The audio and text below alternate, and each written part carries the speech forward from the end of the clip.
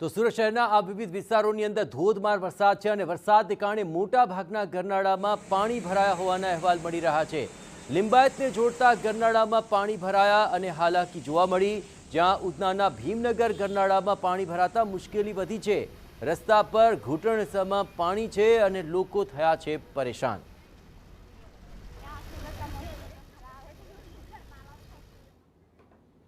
તો ગરનાળામાં પાણી ભરાયું ને ત્યારબાદ જુઓ વાહન ચાલકોને કેવી હાલાકીનો આ સામનો કરવો પડી રહ્યો છે। પાણી આખરે ક્યારે ઓસરશે તેનો કોઈ અતોપતો નથી અને ત્યાં સુધી લોકોને આવી જ હાલાકીનો સામનો કરવો પડશે। તો સુરતના વેસુમાં ભગવાન મહાવીર યુનિવર્સિટીનું કેમ્પસ પાણીમાં ગરકાવ છે। આ તસવીરો આપ જુઓ, વરસાદી પાણી ભરાઈ ગયું છે અને વિદ્યાર્થીઓના અભ્યાસ પર પણ તેની સીધી અસર વર્તાઈ રહી છે। આપણે જણાવીએ કે આ યુનિવર્સિટીના તમામ ડિપાર્ટમેન્ટ બહાર આ જ પ્રકારની પરિસ્થિતિ છે અને યુનિવર્સિટીના વિદ્યાર્થીઓ પાણીમાંથી જવા માટે મજબૂર બની ચૂક્યા છે। અનેક વિદ્યાર્થીઓ યુનિવર્સિટીના ગેટથી પરત પણ ફરી ચૂક્યા। આ વરસાદી પાણી ભરાયા તો વિદ્યાર્થીઓ અને વાલીઓ બંનેની અંદર ભારોભાર રોષ જોવા મળી રહ્યો છે।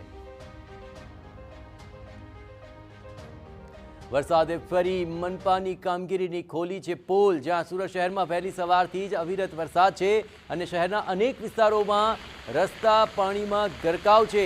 અઠવાલાઇન્સ વિસ્તારમાં ઘૂંટણસમાં ભરાયા છે પાણી, જ્યાં સાયબર પોલીસ સ્ટેશનની બહાર જ આ પાણી ભરાવાના દ્રશ્યો સામે આવી રહ્યા છે।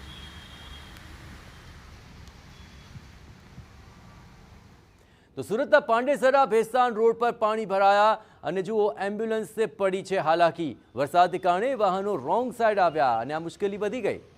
એમ્બ્યુલન્સને રિવર્સ લેવાની ફરજ પડી ગઈ। એટલું જ નહીં, અહીં પાણી ભરાવાથી આવી ઇમરજન્સી સેવા પર તેની સીધી અસર જોવા મળી રહી છે। વરસાદી પાણીથી સ્થાનિકોને પણ ભારે મુશ્કેલીનો સામનો કરવાનો વારો આવ્યો છે।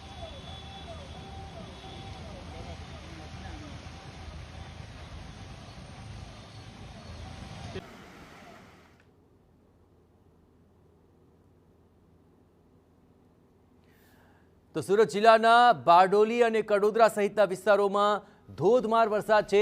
બારડોલી સહિત ગ્રામ્ય વિસ્તારોમાં પણ પાણી ભરાવાની સમસ્યા છે।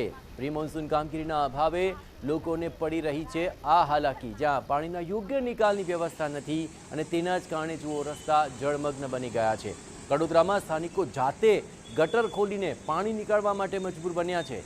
નગરપાલિકાના જવાબદાર અધિકારીઓ જોવા પણ નથી મળ્યા તેવો આક્ષેપ લોકો લગાવી રહ્યા છે। અહીં સ્થાનિકોમાં પાલિકા તંત્ર પ્રત્યે ભારોભાર રોષ છે। વરસાદી પાણીના ઝડપથી અને કાયમી નિકાલની તેમની માંગ છે।